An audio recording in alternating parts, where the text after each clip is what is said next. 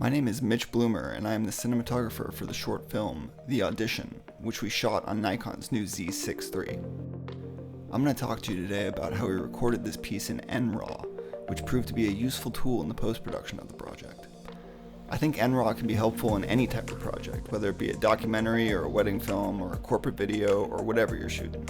I generally work with a colorist for many of my pieces, but for this one I was able to dial in the look and maintain consistent color throughout the scenes using the camera raw controls that NRAW enables.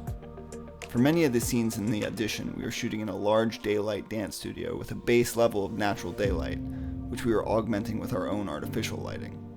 Despite having our lights, we were still reliant on the sun to fill the large space. But the sun moves throughout the day and changes color and intensity as it moves in and out of the clouds. If you watch this sequence of each take of the wide shot, you can see quite a bit of variance from shot to shot. This take is cooler and underexposed because a cloud had rolled in during the shot.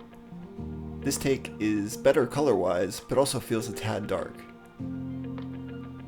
The sun came out in full force on this take and warmed up the whole scene.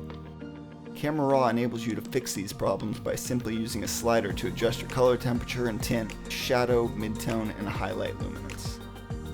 In this sequence, which I colored using the Camera Raw tool, you can see that each shot fits together with all the other shots in the sequence for a natural flow through the scene.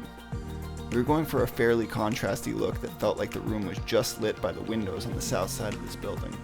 I was generally pulling down the shadows and adding contrast, and matching the color temperature and tint shot to shot. Because the scene is 100% continuous action, it is essential for everything to match perfectly, even if we shot the scene over the course of multiple hours.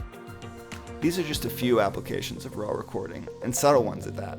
The fact that a compact camera can do 12-bit RAW internally is a special thing for cameras in this class.